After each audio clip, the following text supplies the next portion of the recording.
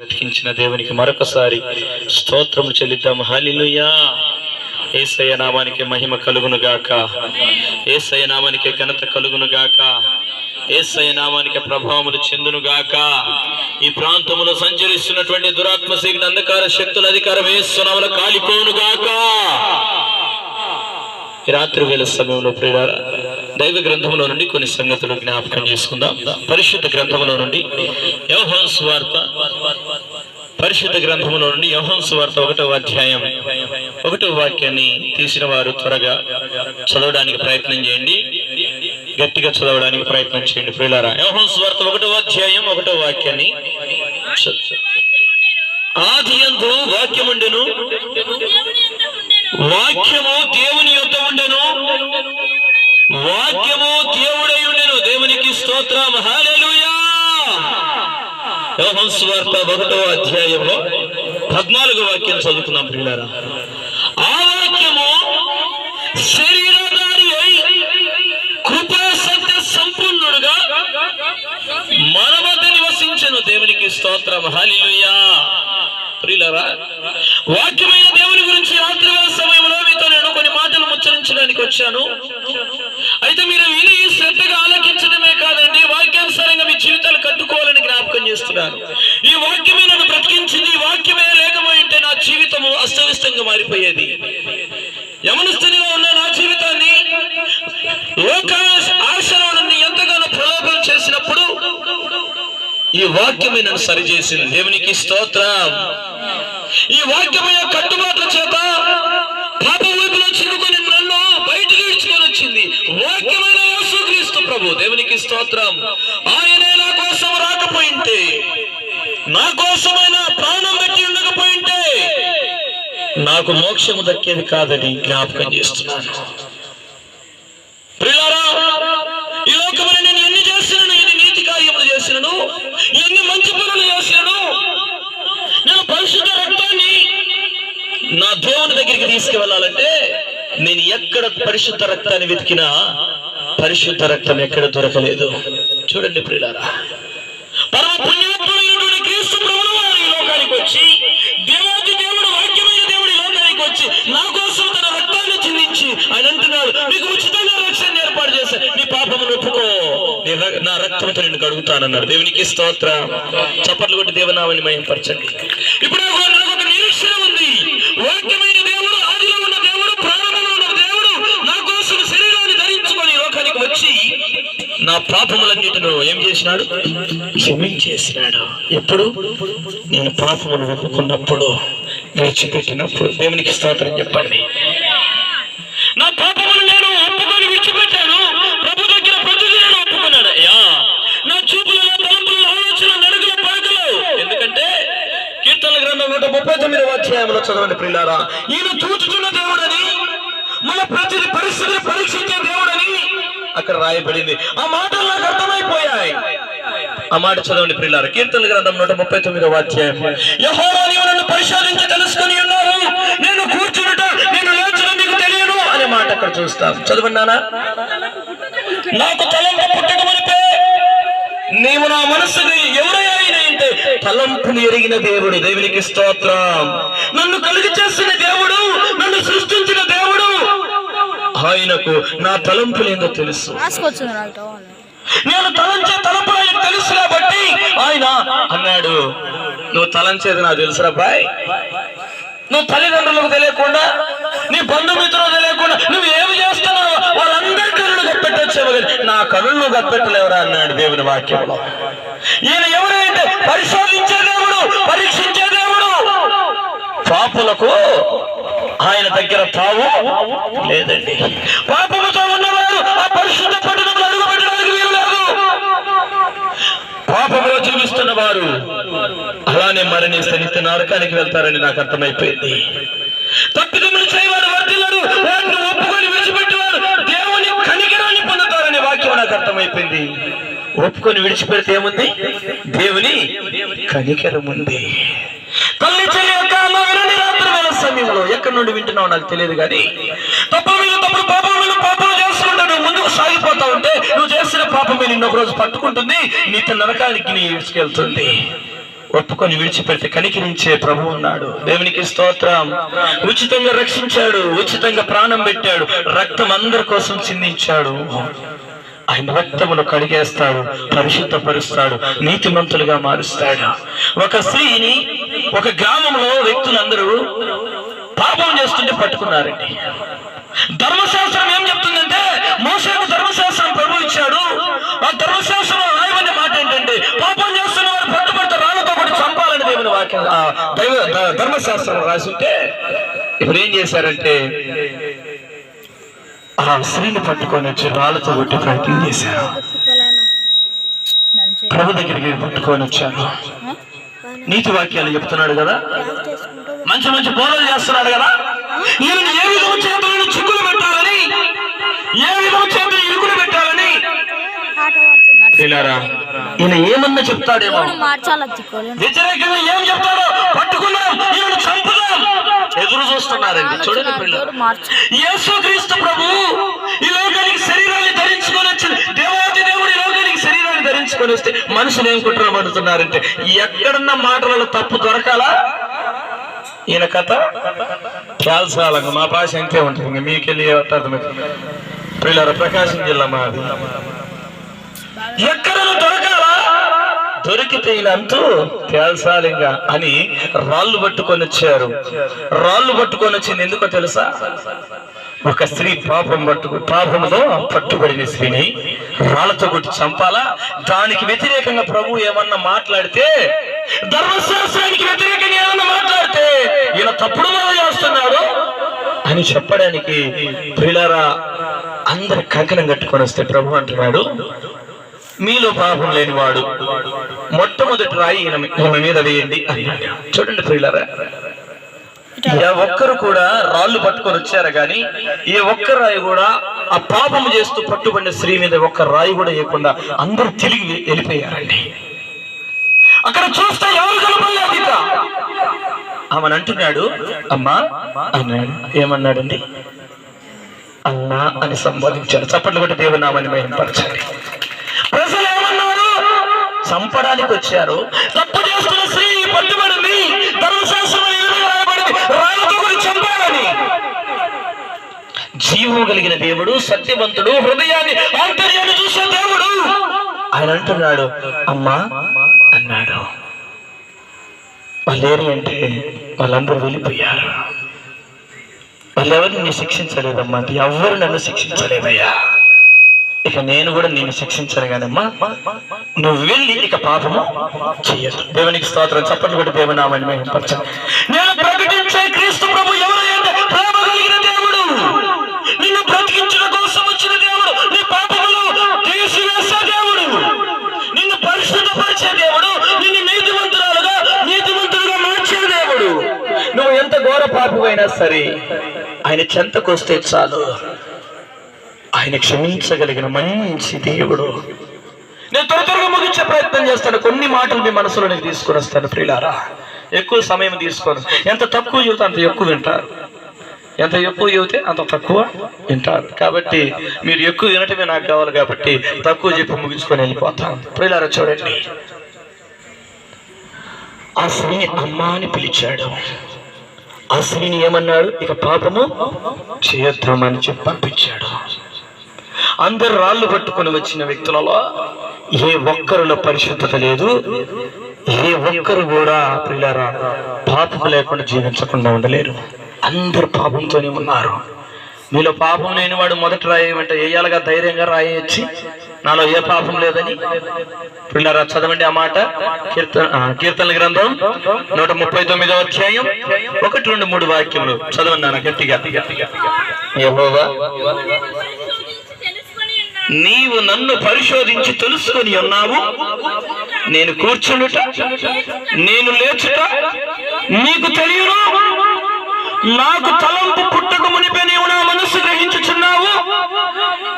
నా నడకను, నా పడకను నీవు పరిశీలన చేసి ఉన్నావు. నా చర్యలన్నింటినీ నువ్వు బాగుగా తెలుసుకొని ఉన్నావు. యెహోవా, మాట నా నాలుకకు రాకముందే అది పూర్తిగా నీకు తెలిసిన. దేవునికి స్తోత్రం. హల్లెలూయా. నీ నడక తెలుసు, నీ చూపులు తెలుసు, నీ విధానం తెలుసు, నీ ఆలోచన తెలుసు, నీ మనసులో రేగితే ఆ విధానం అంతా తెలుసు. ఇప్పుడు చెప్పండి, ఆయన దగ్గర రాళ్ళు పట్టుకొని వచ్చిన ప్రతి ఒక్కరు కూడా అలా మౌనం గెలిపోయారు తప్ప ఏమాత్రం ఒక రాయి కూడా ఆ స్త్రీ మీద వేయలేకపోయారు. ప్రియులారా, ఇప్పుడు ఎవరు బెటర్ అంటారు? పాపం చేత పట్టుబడిన స్త్రీ, అందరి చేత నిందించబడిన స్త్రీ, అందరి చేత వెలివేయబడిన స్త్రీ, అందరి చేత అబ్బో ఆమె సంగతి అనుకున్నారు. అందరూ కూడా దృష్టి ఆమె పాపం చేస్తా పట్టుబడి అందరూ దృష్టించారు, కానీ తమ లోపలున్న పాపాన్ని ఎవరు గుర్తుపట్టలేదు. యేసయ్య దగ్గర వస్తే ఆయన చెప్తే అప్పుడు అర్థమైంది, ఓ మేము కూడా ఎవరిమి అర్థం కావాలి. ఇప్పుడు మేము కూడా ఎవరిమి? పాపులమే. అందరి చేతులు పాపిగా ముద్రించబడిన వ్యక్తి ఎవరి పాదాలు పట్టుకున్నది? యేసయ్య పాదాలు పట్టుకుంది. దేవునికి స్తోత్రం. యేసయ్య పాదాలు పట్టుకుంది. అనగా భూమిని ఆకాశాన్ని సర్వాన్ని సృష్టికర్త అయినటువంటి ఆ దేవుని పాదాలు పట్టుకుంది. కన్యక గర్భవతి కుమారుని కనును, ఆయనకి ఇమ్మాలి అని పేరు పెట్టను. భాషాంతరమున దేవుడు మనకు తోడని అర్థం. అనగా జీవము కలిగిన దేవుని, సత్యవంతులైన దేవుని ఆ కాళ్ళు పట్టుకొని ప్రతిమలాడుకోవడం మొదలుపెట్టింది. ప్రభు ఏం చేస్తాడు? పరిశుద్ధపరిచినాడు. అమ్మా అని పిలిచినాడు. ఇక వెళ్ళిన పాపము చేద్దామన్నాడు.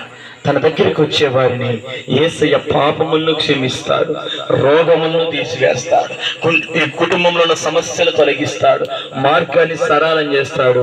ఆయన బహుమానంగా ఆయన ఉండే పరిశుద్ధ స్థలంలోనికి నిన్ను తీసుకెళ్తాడు. దేవునికి స్తోత్రం. నీ మనస్సులో అంత చోటిస్తే చాలంతే. ఆయనకు నీ తలంపులు తెలుసు, నీ ఆలోచన తెలుసు, నీ విధానము తెలుసు, అన్నీ తెలుసు. పరిశుద్ధత లేకుండా ఏ ఒక్కరు ప్రభు రాజ్యాన్ని చేరడానికి వీలేదు, ప్రభుని చూడడానికి కూడా వీలేదు. చూడండి, హృదయ శుద్ధి గల వారు ధన్యులు, వారు మాత్రమే దేవుణ్ణి చూస్తారు. హృదయం శుద్ధి లేకుండా హృదయంలో కక్షలు, భేదము, అసూయలు, మచ్చలు, అల్లరితో కూడిన ఆటపాటలు నింపబడి నువ్వు ప్రభుని చూడాలంటే చూడలేవు. నీ హృదయం శుద్ధిగా ఉండాలి. కాబట్టి ప్రియులారి, రాత్రి వేళ సమయాన్ని జ్ఞాపకం చేస్తున్నాను. నీ హృదయాన్ని శుద్ధిపరిచే దేవుడు, నేను పాపముల నుండి విడిపించే దేవుడు, నరక కోపంలో పడిపోకుండా అగ్ని ఆరదు పురుగు చావులు యాతనకరమైన స్థలంలోనికి నేను వెళ్ళకుండా రక్షించడానికి యేసయ్య వచ్చాడు. యేసు అనగా అర్థం ఏమిటంటే రక్షకుడు. దేవునికి స్తోత్రం. చప్పట్లు కొట్టి దేవుని నామమును మహిమపరచండి. నిన్ను రక్షించడం కోసం వచ్చాడు. ప్రియులారా, ఈ రాత్రి వేళ సభలో జ్ఞాపకం చేస్తున్నాడు. యోహాను సువార్త 1వ అధ్యాయం 1వ వాక్యం చదువుతాం. ఆది యందు వాక్యము, ఆది అనగా ప్రారంభము, ఆది యందు వాక్యము ఉండెను, వాక్యము దేవుని యొద్ద ఉండెను, వాక్యము దేవుడై ఉండెను అని దేవుని బైబిల్ గ్రంథం బోధిస్తా ఉంది. ఆ వాక్యమే 14వ వాక్యంలో రాయబడింది. చదవండానా? ఆ వాక్యము శరీరధారి అయి కృపా సత్య సంపూర్ణుడుగా మన మధ్య నివసించినట్టుగా దేవుని వాక్యం ప్రకటిస్తా ఉంది. కృపా సత్య సంపూర్ణుడిగా మన మధ్యలోనికి వచ్చాడు. నువ్వెంత ఘోరపాతమైనా సరే ఆయన దగ్గరికి వచ్చాయా, తెలిసి తెలియక జారిపోయినాను, నన్ను క్షమించవా అంటే కన్నీళ్లు పెట్టుకొని ఆయన దగ్గర అడిగితే ఆయన తప్పక క్షమించగలిగిన దేవుడు. అదే ఇంతవరకు పాపం చేస్తున్నావు కదా, నువ్వు నాకు అక్కర్లేదురా, నువ్వు నాకు సన్నిధిలో పనికిరావురా అనడు. పాపుల కోసమే ప్రాణం పెట్టాడు ఆయన. పాపుల కోసమే నీ లోకానికి వచ్చాడు. పాపులను రక్షించుట కోసం క్రీస్తు యేసు ఈ లోకానికి వచ్చాడు. నువ్వంత ఘోర పాపివైనా నువ్వు ఒప్పుకొని విడిచిపెడితే నీ పాపములను క్షమిస్తాడు. ఇంకొక మాట నేను జ్ఞాపకం చేసి నేను త్వరగా ముగిస్తాను. యోహాను సువార్త 1వ అధ్యాయం 29వ వాక్యములో, మరునాడు యోహాను యేసు తన యొద్దకు రాగా చూసి, ఇదిగో లోక పాపములు మోసుకొని పోవు దేవుని గొర్రెపిల్ల, దేవుని గొర్రెపిల్ల. లోక పాపములంతా కూడా, లోకములున్న పాపానంతా మోసుకొని పోయా. చదవండి, ఉన్న భాగాన్ని, ఉన్న వాక్యాన్ని చదువుతాం మరలా. ఇదిగో లోక పాపములు మోసుకొని పోవు దేవుని గొర్రెపిల్ల, దేవుని గొర్రెపిల్ల. దేవునికి స్తోత్రం. చప్పట్లు కొట్టి దేవుని నామాన్ని మహిమపరచండి.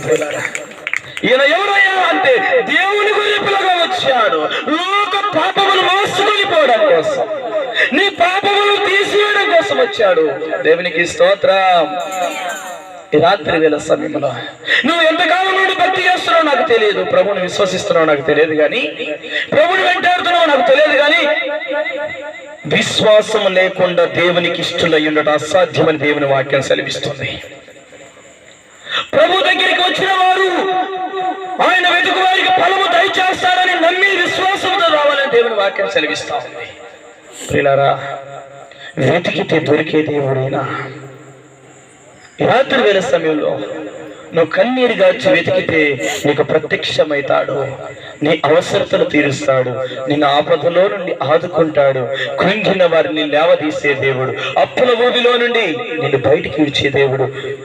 మరణిస్తాం, ఇక నా బ్రతికింతే, ఇక నాకు జీవితమే వద్దు అని ఒక బ్రదర్ నాకు ఫోన్ చేశాడు. ఇక నాకు చావే శరణ్యం, ఇక నన్ను అందరూ నిందించేవాళ్ళు, అందరూ నన్ను అవమానపరచు, చేయని తప్పులు నా మీద వేశారు. ఇక ఏ పాపము చేయని నాకు చెయ్యని తప్పులు వేసి నేను ఇంకా నుండి బయటికి రావాలంటే నన్ను అందరూ వెలివేస్తున్నారు, వెలివేసినట్టుగా హేళనగా చూస్తారు, నాకు బ్రతుకోవద్దు అని. ఇక ఆ ఫ్యాన్కి కూడా చివరికి ఏం చేస్తున్నాడంటే తాడు బిగించుకొని ఇంకా చనిపోవాలని ఫోన్ చేస్తే, పిల్లలు చూడండి, రాష్ట్రమ్మ ఫోన్ తీసింది. మేము మీటింగ్ ముగించుకొని 11:30కి వెళ్ళాము. దగ్గర 12 గంటల సమయం ఫోన్ చేశాడు. అక్క, అన్నతో చెప్పండి, ఇక నేను చనిపోదాం అనుకుంటున్నాను, అన్నతో మాట్లాడే ధైర్యం నాకు లేదు, కానీ అన్నకు చెప్పండి, ఎన్నోసార్లు నా కోసం ప్రార్థన చేస్తా ఉన్నాడు. అయితే అన్నతో మీరు ఒక మాట చెప్పండి, నేను చనిపోతున్నానంటే పాస్టర్ అమ్మ నన్ను లేపి, అయ్యా ఇట్లా చనిపోతాడు అంటున్నాడు. ఆయనకు చెప్పవలసిన మాటలు చెప్పి నన్ను లేపితే నేను చెప్పాను, తమ్ముడు నువ్వు అటువంటి పని చేసుకోవద్దు, దేవుడిని తల ఎత్తుతాను నాన్న. ఎక్కడ నువ్వు అవమానపరచబడినావో, ఎక్కడ నువ్వు గాయపరచబడినావో, ఎక్కడ నువ్వు నిందించబడినావో అక్కడ నీకు మంచి పేరు ఇస్తాను నాయన. నేను ప్రార్థన చేస్తాను, నువ్వు చనిపోవద్దు నాయన, నువ్వు చనిపోయి ఏమి సాధిస్తావు, నిత్య నాశనానికి వెళ్తావు నాయన, అలా చేసుకోవద్దు, నేను ప్రార్థన చేస్తాను. జీవము కలిగిన యేసయ్య ఉన్నాడు, మరణంలో నుండి జీవంలోనికి దాటించే యేసయ్య ఉన్నాడు, నీ పాపములు క్షమించగలిగిన యేసయ్య ఉన్నాడు అని నేను చిన్న వాక్యం చెప్పి నేను ప్రార్థన చేశాను. అయితే తమ్ముడికి కొన్ని రోజులు అలానే వేధిస్తా ఉందంట, వెంటాడుతా ఉందంట, నువ్వు చనిపో, నువ్వు చనిపో, నువ్వు చనిపో, చనిపో, చనిపో అని. ఎందుకంటే ప్రతి ఒక్కరు కూడా చేయని తప్పులంతా మీద వేశారు. ఒక మాట జ్ఞాపకం చేస్తాను, స్పీడ్ బ్రేకర్ల మధ్య ఉంటారు ట్రాన్స్జెండర్స్. నా అనుకున్న వారు ఎవరు కూడా వాళ్ళని చేరదీయకునుంటే వాళ్ళకి కమ్యూనిటీలో చేరిపోతారు. ఇక కమ్యూనిటీలో చేరిపోతే ఒక కుటుంబ సభ్యులు, ఒక ట్రాన్స్జెండర్ గా ఉండే ఒక వ్యక్తి ఏం చేసినాడంటే, నా కుటుంబ సభ్యులను సరిగా పట్టించుకోవట్లేదు, నేను ఇంట్లో ఉండడం కూడా వాళ్ళకి ఇష్టం లేదు అనేసి ఆ వ్యక్తి ఏం చేసినాడంటే ఇంట్లో నుండి చెప్పా పెట్టుకు అందరితో గొడవ పడి వెళ్ళిపోతా ఉంటే, ఈ పిల్లవాడు అనగా మాకెవరైతే ఫోన్ చేసి చనిపోతామని ఆ వ్యక్తి స్కూల్ టీచర్ గా పనిచేస్తున్నాడు, ప్రైవేట్ స్కూల్ టీచర్ గా. బస్ స్టాండ్ లో బస్సు కోసం ఎదురు చూస్తా ఉంటే ఆ లోపగలగా ఈ ట్రాన్స్జెండర్ వెళ్తూ అతనితో మాట్లాడి వెళ్ళాడంట. కుటుంబ సభ్యులు చూశారు, వీడు పోత ఆ అబ్బాయితో మాట్లాడిపోవటం మేము చూసాము, కాబట్టి ఎక్కడికి పోయి ఉంటాడో ఆ పిల్లడు చెప్పిపోయి ఉంటాడు అని పోలీస్ స్టేషన్ లో కేసు నమోదు చేసినారు. 3 రోజులు రోజు మాకు ఫోన్ చేసి ప్రార్థన చేపించుకునే వ్యక్తి 3 రోజులు ఫోన్ చేస్తే స్విచ్ ఆఫ్. మాకు అర్థం కాలేదు, ఏమైందా అని ఆలోచన చేస్తా ఉన్నాం. ఆలోచన చేస్తుంటే 3వ రోజు తర్వాత బయటకు వచ్చి ఫోన్ చేశాడు, అన్న ఆ అబ్బాయి ఎక్కడికి వెళ్ళాడో నాకు తెలియదు, ట్రాన్స్జెండర్ అంట నాకు తెలియదు, నా దగ్గర 200 రూపాయలు డబ్బులు అడిగాను, నా దగ్గర లేవని చెప్పి మాత్రం నేను చెప్పాను, ఎక్కడికి వెళ్తున్నాను నాకు చెప్పలేదు. అయితే వాళ్ళ తల్లిదండ్రులు మాత్రం నన్ను ఏం చేశారంటే, నీతో మాట్లాడిపోవడం మేము చూసాము, కాబట్టి నీకు ఎక్కడికి పోయింది నీవు చెప్పుంటాడు అని అడ్రస్ చెప్పమని నన్ను స్టేషన్ వేస్తారన్న. పోలీసులు చితకబాదారన్న. ఎమ్మెగనూరు దగ్గర నందివర్గం అనే ఊరు. ప్రియులారా చూడండి అన్నా, ఆ అబ్బాయి ఎక్కడ నువ్వు ఉంటే కనుక్కోండి అన్నా, నన్ను ఇందులో నుండి బయటికి తీసుకొచ్చే వాళ్ళు ఎవరు లేరన్నా. ఇంటికి వెళ్తే అవమానంగా ఉంది, స్కూల్కి వెళ్తే అవమానంగా ఉంది. వాళ్ళ తల్లిదండ్రులు వచ్చి స్కూల్ టీచర్ల దగ్గర, సారుల దగ్గర చెప్తే మా తోటి ఒక టీచర్స్ దగ్గర నా పరువు పోయిందన్నా. నేను బయటకు వస్తే అసలు నేను తల ఎత్తుకోలేకపోతున్నానన్నా, నాకే పాపం తెలియదన్నా, ఆయన నిందలు పడినాయన్నా. నాకు ఆ బాబు ఎక్కడ దొరుకుంటే నాది ఏ తప్పు లేదని ఒక్క మాట చెప్తే చాలన్నా. అని ఏడుస్తా ఉంటే మాకు తెలిసినటువంటి వారు నంద్యాల ప్రాంతంలో ఉంటే వాళ్ళ దగ్గరికి వెళ్ళి అప్పుడప్పుడు వాళ్ళు ప్రార్థన చేయించుకుంటా ఉంటారు. ట్రాంజెండర్స్ వెళ్తాం, ప్రార్థన చేసి వస్తాం. అయితే అక్క, ఒక బాబు ఇలా వెళ్ళాడట, మీకు ఏదైనా తెలిసి ఉంటే చెప్పండి అంటే వాళ్ళ కమ్యూనిటీకి సంబంధించి అన్ని గ్రూపులలో మెసేజ్ చేశారు. ఎక్కడన్నా పలాని వ్యక్తి ఎక్కడన్నా ఉండింటే చెప్పండి అంటే, పిల్లారా నందికొట్కూరు ప్రాంతంలో దగ్గర 20 రోజులు ఒక హోటల్లో పనిచేసుకుంటూ ఉన్నాడంట. పోలీసు వాళ్ళు ఎట్లా కనుక్కొని అతని తన తల్లిదండ్రులకు అప్పచెప్పారు. అయితే విచారణలో తేలింది ఏంటంటే ఈ అబ్బాయిది ఎటువంటి తప్పు లేదు అని తేలింది. దేవునికి స్తోత్రం, హల్లెలూయా. ఈరోజు చెప్పాను, ఆ రోజే ప్రార్థన చేసి చెప్పాను, నాన్న నువ్వు శ్రద్ధగా చదువుకో అంటే, అన్నా నేను మా కుటుంబము నన్ను అనగా మా కుటుంబ సభ్యులు నాకు ఎవరు ప్రోత్సాహం లేరన్నా, నా పరిస్థితి బాగోలేదు, అందుకే 9,000 జీతం ఇస్తారు ప్రైవేట్ స్కూల్కి వెళ్తా, 9,000తో నేను పోషించబడుతూ నేను చదువుకుంటున్నానన్నా, డిగ్రీ ఎగ్జామ్స్ రాస్తున్నాను అని నాకు హాల్ టికెట్ వాట్సాప్ చేసినాడు. పిల్లరా ఎగ్జామ్కి వెళ్తున్నాను, ప్రార్థన చేశాం. ఆ తమ్ముడు అక్కడ ఎగ్జామ్ రాస్తుంటే నేను ఇంటి దగ్గర కూర్చొని మోకరించి ప్రార్థన చేస్తాను, ప్రభువా ఈ బిడ్డను తల ఎత్తాలి నాయనా, ఎక్కడ నిందించబడినాడు, ఎక్కడ అవమానపరచబడినాడు, ఎక్కడ గాయపరచబడినాడు, అదే ప్రాంతంలో మంచి పేరును ఇస్తానని వాగ్దానం చేసినావు కదా నాయనా, ఈ బిడ్డకు మంచి పేరు ఇవ్వాలని ప్రార్థన చేస్తే ఎగ్జామ్ రాసి వచ్చిన ప్రతిసారి అడిగేవాడిని, తమ్ముడు ఎగ్జామ్స్ ఎట్లా రాసిన ఉన్నానంటే, రాశానన్నా, ఎలా రాసా నాకు అర్థం కాలేదని రాసి వచ్చానన్నా అని చెప్తా ఉన్నాడు. ఎగ్జామ్ రిజల్ట్ రానే వచ్చాయి, కాలేజ్ ఫస్ట్ వచ్చాడు. ఈ యొక్క రాయలసీమ ప్రాంతంలో 3వ నెంబర్కి వచ్చాడు. దేవునికి స్తోత్రం, చప్పట్లు కూడా దేవునామని. ఇది యేసయ్య ఇచ్చిన గొప్ప రిజల్ట్. పిల్లరా ఒక్కరోజు కూడా కాలేజీకి వెళ్ళలేదు, కానీ ఒక టీచర్ గా పనిచేసుకుంటూ చదువుకుంటా ఉన్నాడు తన ఉద్యోగరీత్యా, కానీ ఎగ్జామ్స్ రాసి వచ్చాడు. అద్భుతకరంగా ఆ కాలేజ్ వాళ్ళు ఫోన్ చేసి అన్నారంట, ఆయన ఒక్క రోజు కానీ కాలేజీకి రాలేదు, కానీ మా కాలేజీకి మంచి పేరు తెచ్చాము ఆయన. వాళ్ళు కుటుంబ సభ్యులు కానీ వాళ్ళ బంధుమిత్రులు కానీ వాళ్ళందరూ కూడా సంతోషపడుతున్నారు. ఈరోజు అందరూ ఒకరోజు తన మీద లేనిపోని వేసి అతను చావడానికి ఇంకా సిద్ధపడిపోయినాడు. చూడండి పిల్లారా, ఎవరన్నా అటువంటి పరిస్థితుల్లో ఉంటే మీరు ఆ మనిషిని చావడానికి ప్రేరేపించకూడదు, కానీ ఆ మనిషి జీవంలోనికి నడిపించాలి. దేవునికి స్తోత్రం. దేవుని పిల్లగా మీరు ధైర్యం చెప్పాలి, ఒక వ్యక్తిని బ్రతికించాలి. మన ప్రభు సెలవుచ్చే నువ్వు సమస్త విషయంలో నువ్వు ప్రేమ కలిగి జీవించాలి. ప్రేమ లేనివాడు నావాడు కాదు. నువ్వు ప్రేమ కలిగి జీవించాలి. నీ శత్రువును సైతం నువ్వు ప్రేమించాలి. అతను ఆకలి కొంటే అతనికి ఆహారం పెట్టాలి, తప్పికొంటే అతనికి నీళ్ళు ఇవ్వాలి, వస్త్రం లేకపోతే వస్త్రాలు ఇవ్వాలి. ఇది మన ప్రభు సెలవిచ్చింది. పిల్లరా వాడు చెరసాలు ఉంటే చూడగలాలి, రోగి ఉంటే పరామర్శించాలి, వాళ్ళ కోసం ప్రార్థన చేయాలి. చెడు వ్యసనాలకు బానిసలైపోయి కుటుంబాలు పంపిణీ చేసుకుంటున్నాడు, వారి గురించి ఏం చేయాలి? ప్రార్థన చేయాలి. దేవునికి స్తోత్రం చెప్పండి. పిల్లరా నీకు ఏమి కావాలో అన్నీ ఆయనకి తెలుసు. ఆయన అయితే అంటున్నాడు, మొదట నా నీతిని నా రాజ్యమును నువ్వు వెతుకు, నీకేం కావాలనో ఆయన ఇస్తాడు. దేవునికి స్తోత్రం. ఆయన నీతిని ఆయన రాజ్యమును వెతికితే చాలు. ఈయన వెతికితే దొరికే దేవుడు ప్రభు అయిన యేసుక్రీస్తు.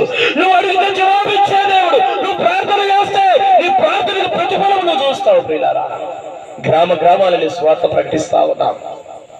గ్రామాలలో త్రాగుబోతులు, వ్యభిచారులు వాళ్ళు చెప్తున్నారు, నాకు తెలియదు అన్న ఇటువంటి పాపములో ఉన్నాం. ఆ వాక్యం నన్ను పట్టుకుంది. ఆ వాక్యం నాతో వాక్యమైన దేవుడు నాతో మాట్లాడినాడు. నేను సరి చేసుకుంటానని కన్నీళ్లు పెట్టి వేడిచేవాళ్ళు. పిల్లలు చూడండి, మమ్మల్ని అయితే కొన్ని ప్రాంతాలలో దారి కాసి కొట్టాలని చూశారు. చూడండి పిల్లలు, నేను చెప్తాను, ఏ కాడికి ఈ మార్గంలో వస్తారు కదా అని దారి కాసి కొట్టాలనుకుంటే వాళ్ళే వచ్చి మోకరించి ప్రార్థన చేసి, అన్న తప్పైపోయింది, నీతి వాక్యాలు చెప్తా ఉంటే మేము అనవసరంగా ఏదో అనుకున్నాము, కానీ ఇది మా బ్రతుకులు మార్చేది, మా జీవితాన్ని మార్చేది, మా కుటుంబం కూడా నెమ్మదిగా ఉండాలి, మా కోసం ప్రార్థన చేయండి. మేము అందరికి ప్రార్థన చేస్తుంటే వచ్చి మోకరించి ప్రార్థన చేసి ఏడుస్తా ఉన్నారు. నాకు అర్థం కాలేదు. అన్న ప్రభు మంచివాడు, క్షమిస్తాడు. నేను కూడా ఏ మనసులో పెట్టుకోను. మీకు ఆ మంచి మనసు దేవుడు ఇచ్చాడు.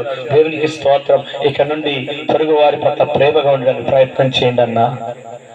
మనం ప్రేమ కలిగి జీవించాలి. దేవునికి స్తోత్రం, హల్లెలూయా. ఈ సంగతులు చెప్పేవాడిని. పిల్లరా, అస్తవ్యస్తంగా ఉన్నటువంటి నా జీవితాన్ని సినిమాల్లో, సీరియల్లో ఇష్టానుసారంగా అన్నిటి చెడు వ్యసనాలుగా బానిసైపోయిన నా జీవితాన్ని ఈ వాక్యం మార్చింది. ఎందుకంటే పరిశుద్ధత లేకుండా ఏ ఒక్కరు పరలోక రాజ్యము చారులని దేవుని వాక్యం సెలవిస్తుంది. నేను ప్రభువుతో పాటు నడవాలి అంటే, ప్రభు మార్గంలో ముందుకు సాగాలంటే పరిశుద్ధత కలిగి ఉండాలని ప్రభు వాక్యం బోధించింది. కాబట్టి ప్రియులారా, ఆ వాక్యానుసారంగా జీవించడం కోసం ప్రతిరోజు మోకరించినప్పుడయ్యా, ఉదయం నుండి సాయంత్రం వరకు నేను మనిషిని ఎక్కడో చాట ఏదన్నా జారిపోయింటే నన్ను క్షమించు ప్రభువా. ప్రతిరోజు ఇల్లు ఊడ్చుకుంటే ఎలా ఉంటది, వారానికి ఒకసారి ఇల్లు ఊడిస్తే ఎలా ఉంటది చూడండి ప్రియులారా. ప్రతిరోజు ఇల్లు ఊడిస్తే శుభ్రంగా ఉంటుంది, అంతే కదమ్మా? ఏమన్నా అలానే చూస్తున్నారా? అవునా కాదమ్మా? అంతే కదా. మన హృదయంలో కూడా ఈ రోజు ఏం మాట్లాడినా పొరపాటున తన కూతురు పొరపాటున చూడకూడని దృశ్యాలు చూసి అనగూడని మాట్లాడి వెళ్ళకూడని స్థలానికి వెళ్ళి ఏమైనా జరిగినాయేమో ప్రభువా నన్ను క్షమించాయా. పాపులకు పరలోక రాజ్యంలో స్థానం లేదు కదా. నా పాపములను తొలగించు, ఏ పాపములో నేను పడిపోకుండా నేను కాపాడు. నా కుటుంబంలో, నాకు ఇచ్చిన కుటుంబంలో నేను నమ్మకంగా ఉండడానికి నాకు సహాయము చెయ్యి. నన్ను నమ్మి నాకు ఒక కుటుంబాన్ని నువ్వు అప్పచెప్పావు. నా కుటుంబంలో నేను తల్లి బాధ్యత తల్లిగా, తండ్రి బాధ్యత తండ్రిగా, కుమారుల బాధ్యత కుమారులుగా, ఎవరి బాధ్యత వాళ్ళు సక్రమంగా నిర్వహించినట్టుగా నా కుటుంబానికి సహాయం చేయ. ఇలా ప్రార్థన చేసుకోవాలి. దేవునికి స్తోత్రం చెప్పండి, దేవునికి స్తోత్రం చెప్పండి. ఇంకొక సందర్భాన్ని నేను జ్ఞాపకం చేసి ఇక నేను ముగించే ప్రయత్నం చేస్తాను. ప్రియులారా, కరెక్ట్ నేను 9 గంటలకల్లా ముగిస్తాను. ఎందుకంటే మీరు రావటం కొంచెం ఆలస్యమైంది. నేను ఎక్కడ 8:30 క్లోజ్ చేసే ప్రయత్నం చేస్తాను. మీరు కొంచెం రావటం లేట్ అయింది కాబట్టి ఒక అరగంట వెనక్కి వెళ్ళాము. అది ఒక 6-7 నిమిషాలలో ముగిస్తాను. ఇక ఇంకొక సందర్భాన్ని జ్ఞాపకం చేస్తాను. అపోస్తల కార్యములు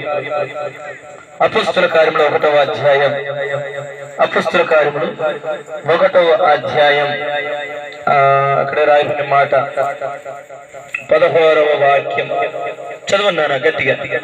అపోస్తల కార్యములు 1వ అధ్యాయం 16వ వాక్యం. సహోదరులారా, యేసును పట్టుకొనిన వారికి త్రోవ చూపిన యూదాను గూర్చి పరిశుద్ధాత్మ దావీదు ద్వారా పూర్వం పలికిన లేఖనం నెరవేరవలసి ఉండేను. యేసుక్రీస్తు ప్రభు లేఖనములు నెరవేర్చుట కోసం వచ్చిన దేవుడు. దేవునికి స్తోత్రం. లేఖనాలలో రాయబడినట్టుగా ఆ లేఖన ప్రకారం జరిగించాడు ఈ లోకంలో. ప్రియులారా, అయితే లేఖన నెరవేర్పు కోసం అక్కడ మరొక సందర్భం జరిగింది. అక్కడే ఆ మాట రాయబడింది. ఏంటంటే, సహోదరులారా, యేసును పట్టుకొనిన వారికి త్రోవ చూపిన యూదాను గూర్చి అనే మాట. యేసు ప్రభు శిష్యులు ఎంతమంది అండి? ఇక్కడ చాలా మందికి తెలిసే ఉండి ఉంటుందని మరలా అడుగుతుంది. ఎంతమంది అమ్మా? 12 మంది శిష్యులు. 12 మంది అయితే ప్రియులారా, ఒక వ్యక్తిని పేరు అక్కడ తొలగించబడినది. ఆ వ్యక్తి ఎవరంటే యూదా ఇస్కరియోతు. ఎందుకని? 12 మంది యేసు ప్రభు శిష్యులైతే ప్రభుతో పాటు తిరిగిన వారు అలా ఒక్కళ్ళు అలా రోడ్డు మీద వెళ్తే, అలా ఊర్లోకి వెళ్తే, అలా టౌన్ లోకి వెళ్తే, ఎక్కడన్నా కనపడితే ఎవరయ్యా వీళ్ళంటే యేసు ప్రభుతో పాటు తిరిగే శిష్యులు. అంతే కదండి. యేసు ప్రభుతో పాటు తిరిగే వాళ్ళు వీళ్ళే. యేసు ప్రభు పక్కన ఉండి తిరిగే వాళ్ళు వీళ్ళే. రాత్రి పగలడక ఆయన ఎమ్మటే ఉండే వాళ్ళు వీళ్ళే.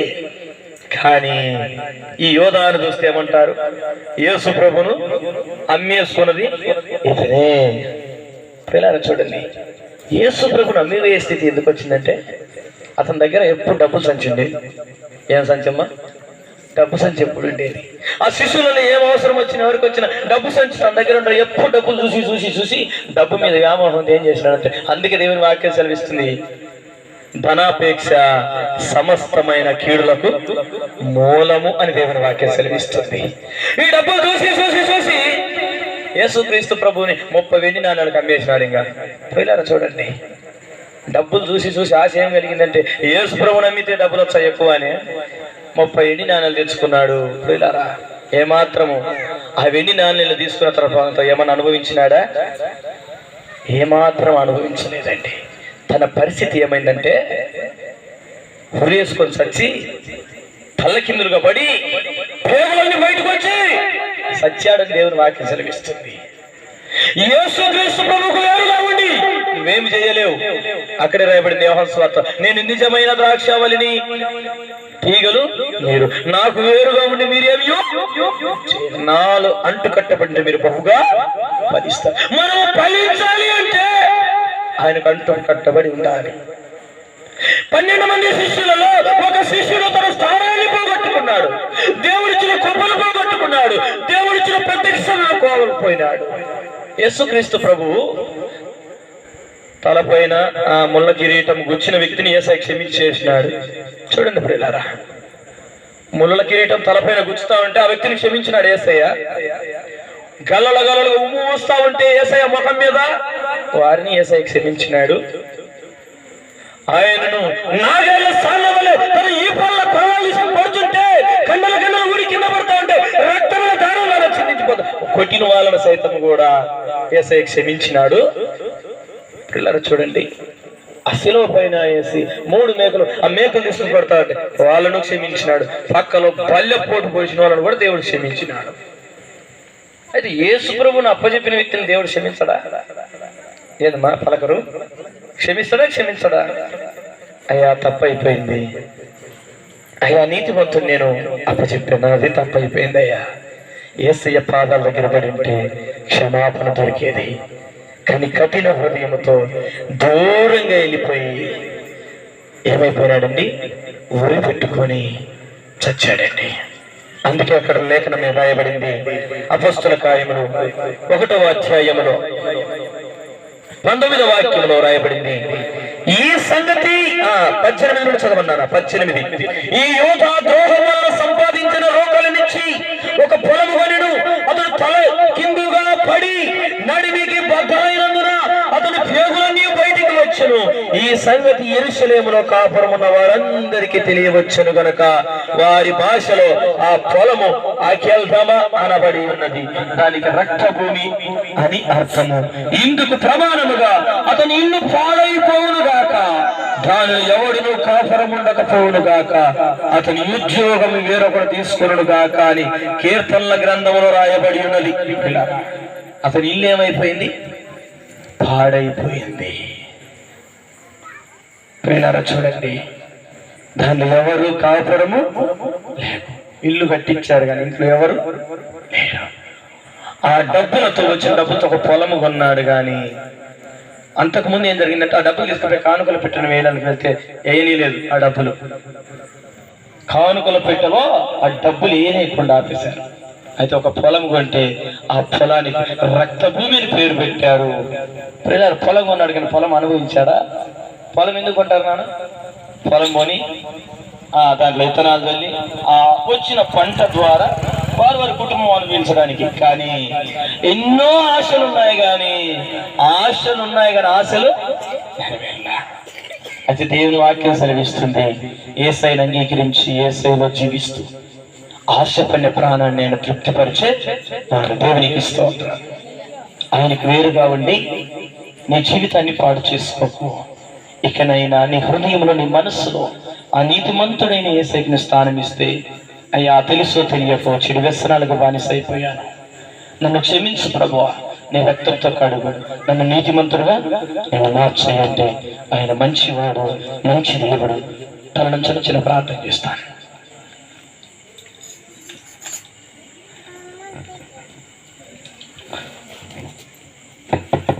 ఒక చిన్న తీర్మానం ఈరోజు రాత్రి వేళ సమయంలో తీసుకుంటామా?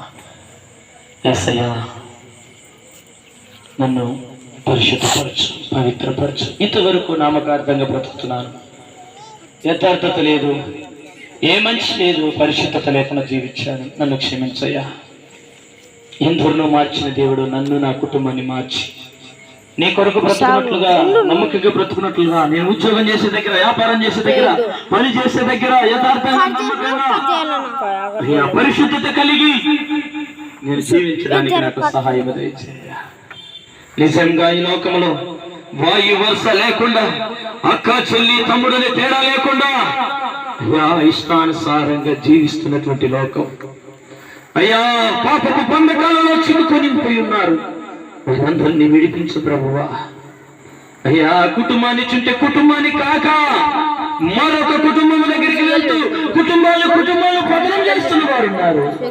వారిని అందులో నుండి విడిపించయ్యా. ఆ శాపగ్రస్తమైన పాప సంబంధమైన జీవితంలో నుండి విడిపించయ్యా. నీతిగా యథార్థంగా పరిశుద్ధంగా జీవించుటకు నేర్పయ్యా. ఈ రాత్రి వేళ సమయంలో ప్రభు నీతో మాట్లాడుతున్నాడు. ప్రభు మాటలు నీతో మాట్లాడుతున్నాడు. ఈరోజు నిర్ణయం తీసుకొని ఈరోజు నీతిగా యథార్థంగా బ్రతుకుతాను ప్రభు అని ఒక నిర్ణయం తీసుకుంటే మీ కుడి హస్తాల పైకి చూపిస్తే నేను ప్రార్థన చేస్తాను.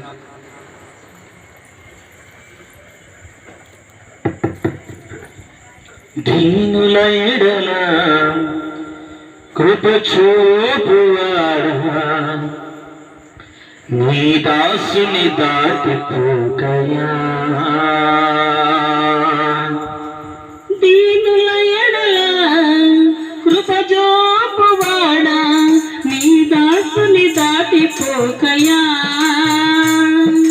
నీవే నా ఆధారము, నా యేసయ్యా, నీవే నా ఆశ్రయము. నీవే నా ఆధారము, నా యేసయ్యా, నీవే నా ఆశ్రయము. దీనుల ఎడల కృప చూపువాడా, నీ దాసుని దాటిపోకయా. విరిగి నలిగి నేను ఉన్నానయ్యా, ఎదకోతమ నిన్నే చేరితినయ్యా. విరిగి నలిగి నేను ఉన్నానయ్యా, ఎదకోతమ నిన్నే చేరితినయ్యా. అమ్మలా ఆదరించే దేవుడమ్మా, అనాథగా నన్ను విడువని దేవుడవు. అమ్మలా ఆదరించే దేవుడవు, అనాథగా నన్ను విడువని దేవుడవు. నీవే నా ఆధారము, నా యేసయ్యా, నీవే నా ఆశ్రయము. నీవే నా ఆధారము, నా యేసయ్యా, నీవే నా ఆశ్రయము. దీనుల ఎడల కృప చూపువాడా, నీ దాసుని దాటిపోకయా. దీనుల ఎడల కృప చూపువాడా, నీ దాసుని దాటిపోకయా. విరోధుల అంబులకు అప్పగించక, నా కవచము నీవై నన్ను కాపాడితివి. విరోధుల అంబులకు అప్పగించక, నా కవచము నీవై నన్ను కాపాడితివి. నా శ్రమ నిందలను తోచితివి, దుఃఖము సంతోషముగా మార్చితివి. నా శ్రమ నిందలను తోచితివి, దుఃఖము సంతోషముగా మార్చితివి. నీవే నా ఆధారము, నా యేసయ్యా, నీవే నా ఆశ్రయము. నీవే నా ఆధారము, నా యేసయ్యా, నీవే నా ఆశ్రయము. దీనుల ఎడల కృప చూపువాడా, నీ దాసుని దాటిపోకయా. దీనుల ఎడల కృప చూపువాడా, నీ దాసుని దాటిపోకయా.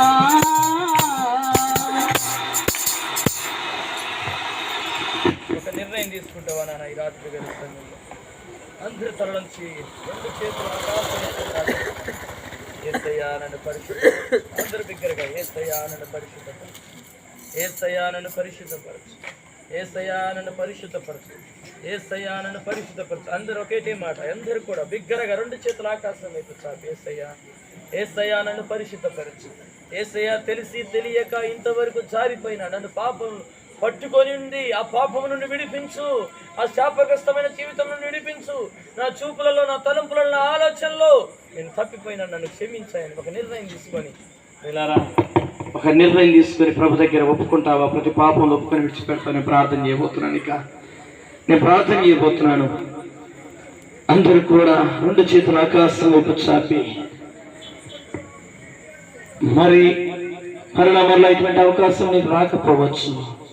ఇదే మిక్కిలి అనుకూల సమయం, ఇదే రక్షణ దినం. ఆయన ప్రార్థన ఆలకించేవాడు. ఇప్పుడే నీ పాపములు ఒప్పుకొని విడిచిపెట్టు, ఆయన కనికరిస్తాడు. ఒక్క పాపి భూలోకంలో మారు మనసు పొందితే ఆయన పరలోకంలో సంతోషపడతారు తన దూతల ఎదుట. లేఖనాలు సెలవిస్తావునే ఈరోజు ఈ క్షణమే నీ పాపములను ఒప్పుకొని నువ్వు విడిచిపెట్టు. కనికరించే దేవుడున్నాడు, పరిశుద్ధపరిచే దేవుడున్నాడు, నీ శాపమంతా తొలగించే దేవుడున్నాడు. వాక్యమైన దేవుడు, ఆదిలో ఉన్న దేవుడు, ప్రారంభంలో ఉన్న దేవుడు, మనుషులు పుట్టించిన దేవుడు, శరీరాన్ని ధరించుకొని వచ్చిన దేవుడు నీతోనే మాట్లాడాడు. ఇంతవరకు నువ్వెంత ఘోర పాపమైనా సరే నీ పాపములు క్షమించగలిగిన మంచి దేవుడు. నీ పాపము శాపం అంత తొలగిస్తాడు. నీ కుటుంబంలో ప్రతి సమస్య నుండి విడిపించగలిగిన వాడు. మనుషులకు అసాధ్యమే గాని దేవునికి సమస్తము సాధ్యమే. నేను చిన్న ప్రార్థన చేయబోతున్నాను. ఈ రోజు నుండి నేను పరిశుద్ధంగా బ్రతుకుతాను, ఈ రోజు నుండి నేను నీతిగా బ్రతుకుతానని ఒక నిర్ణయం తీసుకుంటే ఎంత మంచిది. అయితే ప్రభు శిష్యుడిగా పిలువబడుతున్న వాడు ఒక యూదా ఇస్కరియోతు తప్పిపోయినాడు. తప్పిపోయిన స్థానంలో మరొక వ్యక్తిని దేవుడు పిలిచినాడు, మత్తయి అనే వ్యక్తిని. ఈ రోజు నువ్వు తప్పిపోయినావా? అయితే నీ పేరును తుడిపేసి నిన్ను తీసివేయక నిన్ను చంపక మరలా నిన్ను పిలుస్తున్నాడు. తప్పిపోయిన నిన్ను, చాలిపోయిన నిన్ను, బలహీనమైపోయిన నిన్నే ఆయన పిలుస్తా ఉన్నాడు. ఆయన త్రోవ నుండి వేరైపోయిన నిన్నే ఆయన పిలుస్తా ఉన్నాడు. ఆయన నిన్ను మరలా తన బిడ్డగా చేర్చుకోవడానికి, ఆయన రక్తముతో నిన్ను కడిగి నిన్ను నీతివంతులుగా మార్చి నా బిడ్డ అంటాడు దేవుడిగా. నువ్వు ఒప్పుకొని ఇప్పుడే నీ పాపములను విడిచిపెడితే, ఆయనకు లోబడితే ఎంత మంచిది. నువ్వు ప్రార్థన చేయబోతున్నావు. నువ్వు ఎంత ఘోర పాపమైనా సరే, ఇప్పుడు అందరూ మోసం చేసి వచ్చేమో, ఎవరు చూడలేదనుకుని వచ్చేమో, చూసే దేవుడు నీతో మాట్లాడినాడు. నువ్వు కూర్చుంటాను, లేచి అన్ని ఆయనకు తెలుసు. ఆయనకు ఏమి దాచలేవు. ఇక ఒప్పుకొని విడిచిపెట్టడం తప్ప. నేను ప్రార్థన చేయబోతున్నాను. దయగలిగిన తండ్రి యేసయ్యా, నీకు వందనములు, నీకు స్తుతులు, స్తోత్రములు. అయ్యా, నీ కొరకు సాక్షులు బిడ్డలుగా బ్రతకటం కోసం నిర్ణయం తీసుకున్న వారిని స్థిరపరచిన, అభిషేకించిన ప్రతి పాపములను అయ్యా క్షమించి, ప్రతి దోషములను క్షమించి, ఇది మొదలుకొని అయ్యా రెండు చేతులు ఆకాశం వైపు చాపి, మీరే మాకు దిక్కు అని మీ వైపు చేతులు చాపిన మీ బిడ్డలను మీరే మీ చేతులు పట్టువాలి. మీ బిడ్డల చేతులు పట్టుకుని ముందుకు నడిపించమని ప్రార్థన చేస్తాం. పడిపోకుండా కాపాడండి. మీ రక్తం వేసి కడగండి తండ్రి. నీ సొత్తుగా మార్చుకోండి. మీ బిడ్డల అవసరతలు తీర్చండి. కుటుంబంలో ఉన్నటువంటి వేదన, దుఃఖ సమస్య తొలగించండి. చీడ, పీడ, మంత్ర, తంత్ర, శక్తుల అధికారం వేసిన తొలగిపోయిన పలుకుతున్నాను తండ్రి. మీ కార్యము జరిగించమని, బలమైన అభిషేకం బిడ్డలోకి పంపించి ఆత్మకార్యము జరిగించమని ప్రార్థన చేస్తున్నాను. ఇది మొదలుకొని ప్రభా, మీ బిడ్డల కుటుంబంలో నెమ్మది, సంతోషము, సమాధానం దయచు. ప్రతి వ్యాధిగ్రస్తులను ప్రభు మీరు తాకమని స్వస్థపరచండి. మీ బిడ్డలు ఎట్టి అవసరం కలిగి ఇక్కడికి వచ్చారో మీరు మాత్రం ఎరిగిన దేవుడు. మీ బిడ్డలు ఎటువంటి దుఃఖంతో, ఎటువంటి బాధతో, ఎటువంటి సమస్య వచ్చారో ప్రతి దుఃఖములను విడిపించమని అయ్యా మీ వైపు ఆకర్షించమని, కార్యములు జరిగించమని యేసు నామములో అడుగుచున్నాను తండ్రి. ఆమేన్. అందరు లేచి నిలబడతాం ప్రియులారా, అందరు లేచి